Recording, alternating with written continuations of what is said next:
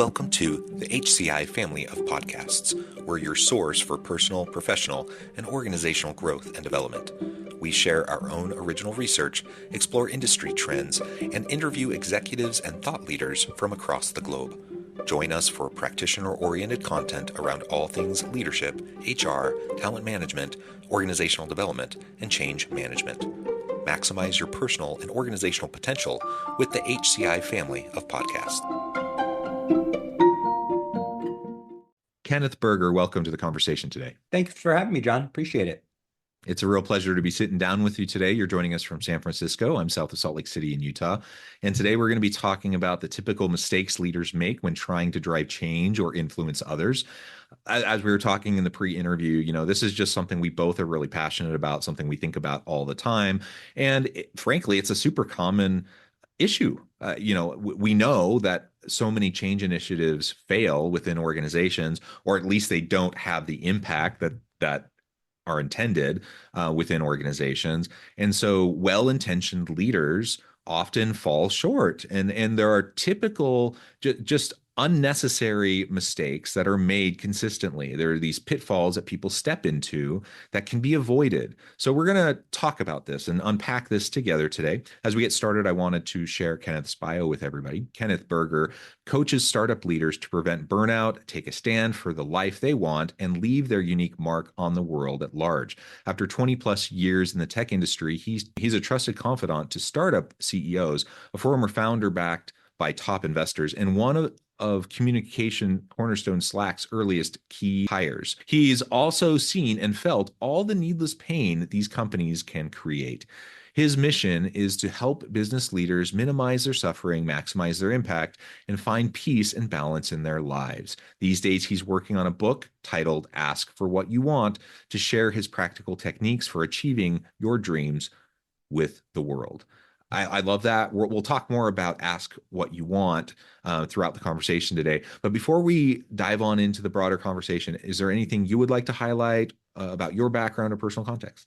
No, I mean, I think that covers it. I think part of what brought me from the operating roles into coaching was just because I care so much about the emotional side of these experiences, right? That I think it's very easy to get focused on the operational nuts and bolts of how you get things done in a company. And to me, it sort of forgets some of the squishier, more emotional aspects of it. And I think those are often the things that do make us kind of give up on making change or achieving our dreams, even if it's unconsciously. So that's kind of where my passion for this stuff comes from. Yeah, excellent.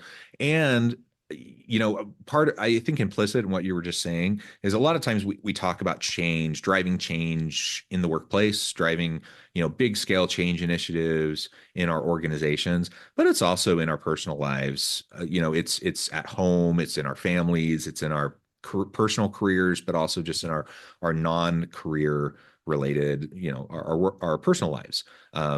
Maybe there's just a new direction we need to be taking altogether. And so having a framework, having a way of thinking about our lives more generally, I think is also super helpful.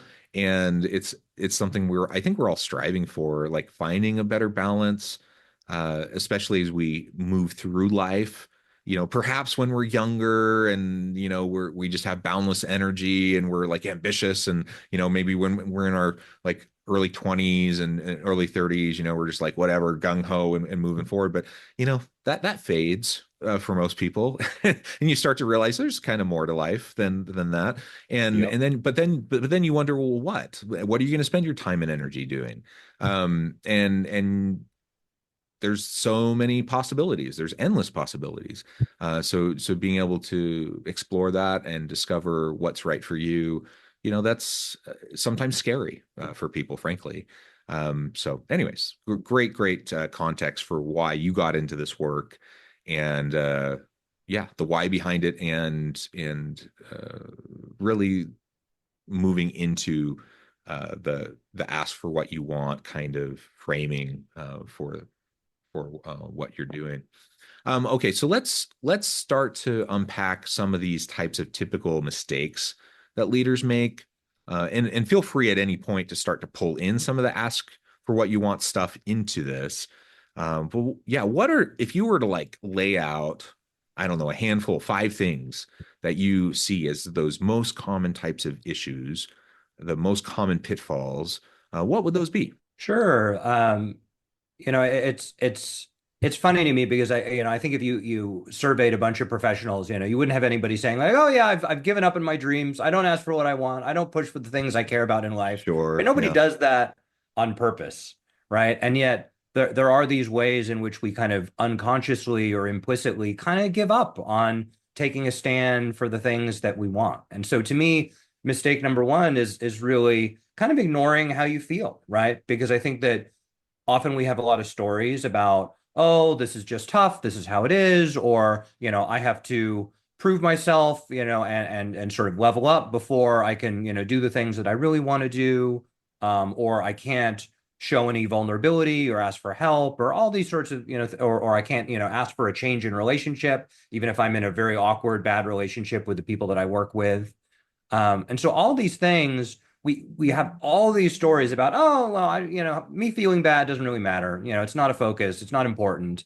And, the irony, of course, is that those feelings are the best and brightest kind of inspiration for really understanding what you want. Because those feelings, right, are shouting in your face, hey, something is not as I want it to be, right? Like, and it's not always exactly the first thing we think or sort of our sort of natural inclination, but often when we start following kind of those threads, we really start to discover, oh gosh, like there's a real pretty significant change I want to make in my life. But it all comes from, in the beginning, not just ignoring it and telling a story that it doesn't matter, life's just hard, you got to deal with it.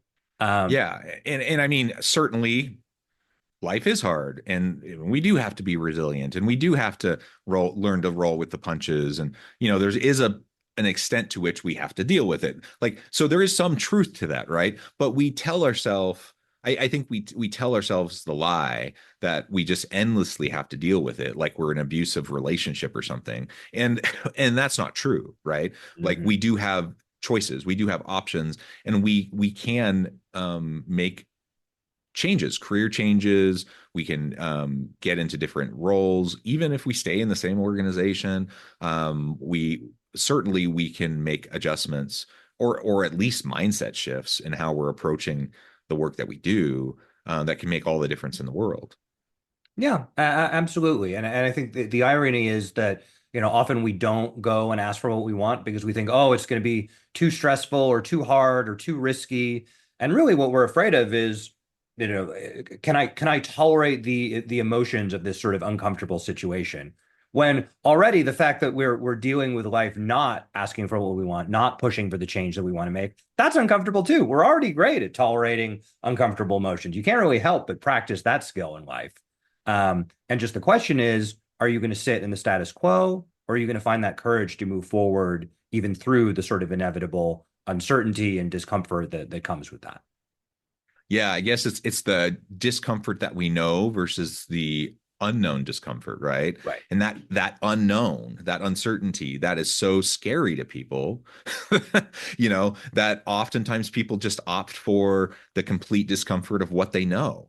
Mhm. Um, and and I would push on that. I would say, yeah, the unknown can be scary, uncertainty can be scary, but anything's possible, like there's so much upside. There's so much wonderful opportunity that things can improve, Mhm. and why stick in a place where you're just stuck? Why stay stuck?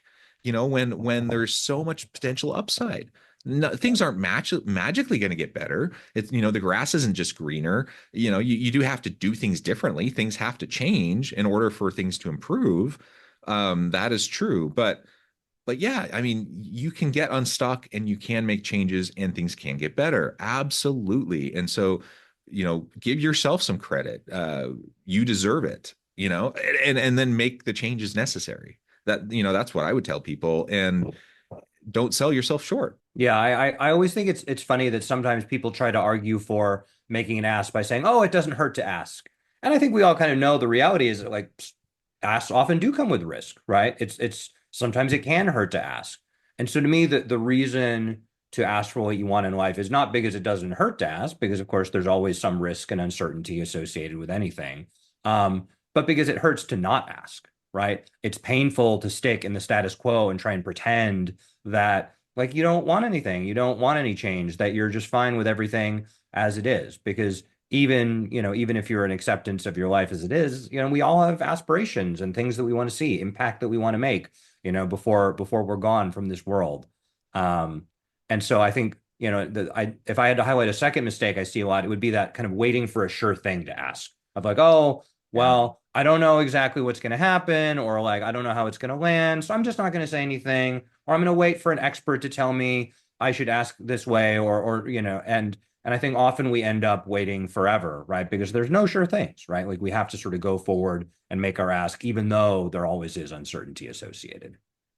Well, yeah, there's no sure things. I suppose on the rare occasion a sure thing can come around, but they're so rare. And the problem is if you're waiting around for that sure thing, you're going to wait a long time, and there's just going to be so many opportunities pass you by. So that's why when you see so many, if you're frustrated in your career because you see people around you getting promoted past you and you get overlooked over and over and over again for promotions, and you're like, but I'm doing a good job, why do I keep on getting passed over? In part, I mean, sometimes it's unfair. Sometimes there's bias, sometimes there's discrimination.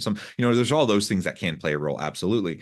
But sometimes it's because we're not taking the risks than other people are. And, they're taking calculated risks, and it can backfire, but they choose to take the calculated risks, and we're playing it safe. And when we're playing it safe, we're allowing those opportunities to pass us by. Mm. And they will pass us by. They'll continually pass us by. It's a freight train, and things continually move. And we have to decide: are we going to jump on that train or are we not? And it's fine to not always jump on the train. Like, we're different life stages, different life circumstances. Sometimes it's the right time, sometimes it's not the right time, and you don't always have to endlessly be jumping on the train. I'm not suggesting that, but if you find yourself feeling like you're ready and you want to move to the next step, or you want to do something different, or you're feeling stuck, you know, absolutely think about what an appropriate level of risk is that Mhm. you're willing to tolerate. Because, like you said, sometimes there is risk associated with making the ask. But put yourself out there a little bit and see what can come from it. Because opportunities will pass you by if you just sit there waiting for the sure thing. I've seen that so many times with so many people, and I feel for them because they are capable, they are talented, they are someone that deserves the opportunity.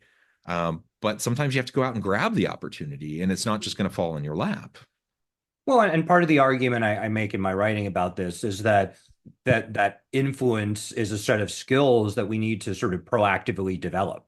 And so if you're only making a big ask once a year of your boss of like, I want a raise or I want the promotion or what it is, you're not getting enough reps to sort of Oh, figure that's a good out point. Yeah. what's my effective way of leadership for my individual personality, for my context, for my environment, for my culture, right? And so, yeah, you're getting a little bit of feedback each year, but it's not enough to iterate and learn and really understand what works for you. And so I think that's, often, when potential clients come to me, they come looking for a sure thing, right? They say, Kenneth, like, you've worked with all these startups. Show me what's the right way to do X, right? Like, what's the way that's the absolute best practice that's always going to work? And I get that, right? I have compassion for that. Of course, like a sure thing is appealing, but often where we get to eventually is of them finding the way that's right for them, right? Because that has all these other benefits in terms of actually being effective for them in their context, for the goals that they have, and of having this sort of deep feeling of satisfaction and integrity associated with it. Because they're not spending this whole time trying to pretend to be someone else based on some best practice that they read, in a book or in a blog post or from some expert, but they're figuring out how to make influence in their life in a way that's authentic to them. Right, right. And let's talk more about that influence piece, because you're, like you said, you need the reps. Some people are naturally skilled. You just kind of have that charisma, or you just, people just kind of hang on every word you say. You just kind of have that natural kind of influence around other people. Unfortunately, I'm not one of those people. Like it just doesn't naturally come for me. It's taken me practice too. Yeah, but it can be practiced. It is a skill you can develop. And I will say also, the vast majority of people are not like that. Like Yeah. it's a super rare thing where someone just kind of exudes it, right? So the vast majority of people, they just work at it. It's a skill that you develop. And we're not talking about manipulation here either. We're talking about genuine influence, where you just in a genuine invulnerable way are able to share of yourself and influence others. But you have to exercise it. You have to get the reps, and you have to practice it, and do it in a way that's authentic to you, because people can tell when it's not, and they can tell when it's fake, and they can, so absolutely, you just have to you just have to be comfortable with it, in a way that fits your own personality and your own style. And if you're never engaged in the practice of making the ask, or trying to have that kind of influence, it's always going to be uncomfortable, and it's always going to be awkward, and it's always going to be clumsy, right? So I think that's just a super important lesson. I appreciate you articulating that. Well, and what I find it really interesting is that I think sometimes people get so focused on kind of articulating or making their ask in the right way in order to sort of produce the response they want from other people. And the reality is, mostly the world tells us no, right? When we go out and try to make whatever change, especially if it's big and ambitious, right? Mostly we're going to get no back, right? And so we're going to have to learn from a lot of those no's before we get to a yes. And so if there's any one thing that actually helps with influence and relationship building, what I found is that it's handling the response well. It's not actually Yes. how you make the ask, right? Because of course we're all making asks all the time in our own way, be they sort of more direct or more subtle. And it's the question is, often when people do hear that no or something, something short of a yes anyway, they freak out in one way or the other, right? They get really entitled and get frustrated, or they, feel bad for themselves and kind of shut down and give up. And I think when we normalize no and say, oh, well, yeah, I expect, of course, mostly when I try to make change, the world says no. And that's absolutely fine, and as it should be, and doesn't threaten me, and is actually a good thing because it's a source of opportunity for me to learn from and build a relationship. Because guess what? If I want to influence people, probably I'm going to need to prove that I'm a good collaborator. And part of that is being able to take a no, right? To accept their boundaries, so that they know they can have a sort of respectful kind of negotiation with me. Yeah, yeah. It's a great point. And the no's will come more often than the yeses will come. It's not personal. Like that's something that you need to just remember, because people get defensive, they get yeah, sulky. Like there's all these different reactions that people Yeah. have, and oftentimes it's that reaction that's worse than the actual no, right?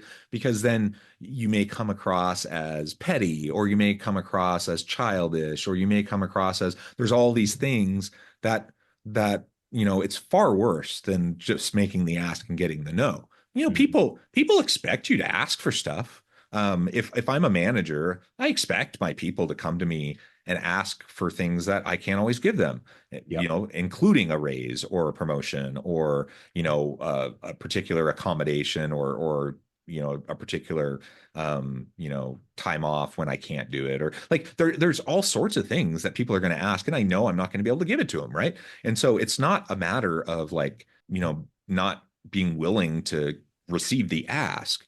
But what does become very wearing is when people are coming to you all the time and then asking things, and then you try to be civil and cordial and collegial, and then every time it becomes a battle, right? And every time it becomes like this big ordeal, and that is wearing and frustrating. And Totally. to your point, if you can become known as the person that will advocate for yourself, yes, advocate for your people, yes, be thoughtful and articulate and have arguments and be willing to be persistent and resilient, and even push, for the things that you need, but do it in a way that's super respectful and civil and thoughtful. you know, people will respect you for it, and you'll earn so much credibility for that, because it's frankly rare, Yeah. to have that. And so that is such a valuable skill to develop. That just the response. Totally. I mean, and a lot of this is really around emotional regulation, right? Because, we have all Hmm. these sort of, very deeply, held sort of, evolutionarily driven habits about that drive a lot of the reasons that this feels hard for people, right? Of like we get into fight or flight when we hear no, and it's really hard for us to think straight, right? We think about, wanting to have good relationships with people. And it gets really scary to sort of, try and make an ask of them because we're worried that it's going to hurt the relationship. And of course, historically, having these strong relationships with people is really, really important for safety. And so it takes practice to remind yourself, oh, like it may feel like I'm fighting a tiger in the Zoom meeting, right? When I'm trying to make this edgy ask for me, but I'm actually completely safe, right? Like these people are not going to reject me just because I asked for more resources or whatever it is. Yeah, and everyone knows that you are going to be asking for resources, advocating for your team, advocating for yourself, whatever. Like they know it, they expect it. A good leader will do those things, right? So you should be, but they also expect you to do it in a thoughtful way that's also acknowledging that everyone else is going to be doing the same thing, and there are scarce resources, and we all have to be team players at the Yeah. same time, right? Well, and part of Yeah. why I emphasize doing this work kind of iteratively versus saying, oh, I have this off the shelf way that works for everyone is just because environment and style is so individual, right? Because I work with people that are, very big and loud and forceful, and they need to, work in certain ways to sort of build their influence. And I work with people who are very sort of soft and reserved and subtle, and they can both be very influential in their ways. But the way that that's going to look and how they're going to operate is going to look very different. I've talked with people in other countries, and if you're in India or China, the culture there is very different. And so the sort of flat out direct way that may be appropriate in American context is just flat out not going to work there. In fact, it's going to be rude and inappropriate.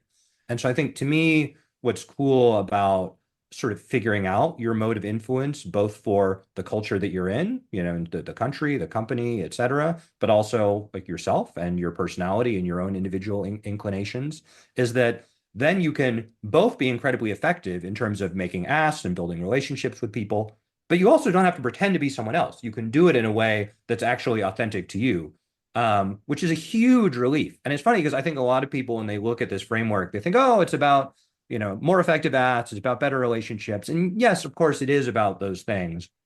But to me, the biggest benefit is really that relief of getting to be yourself, of being able to be influential and taking a stand for the things that you want in life, and being able to be yourself exactly as you are and escaping that imposter syndrome that is just sort of, inherent in a lot of modern life.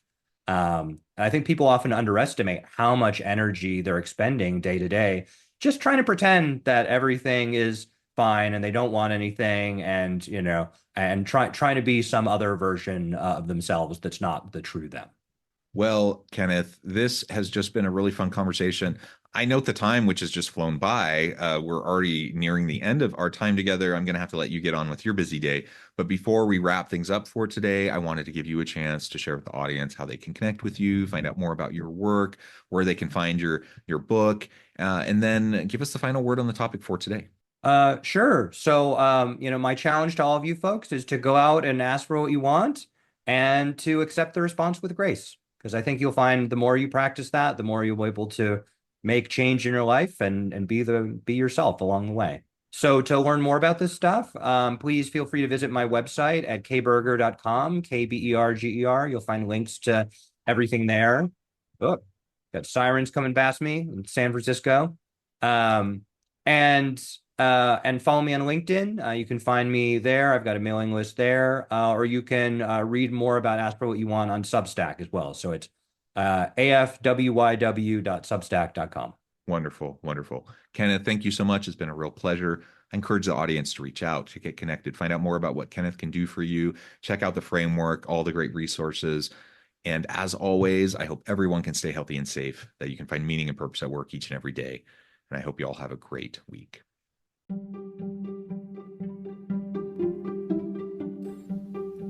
Thanks for joining us for this episode of the podcast. We hope you stay healthy and safe, and please join us again soon.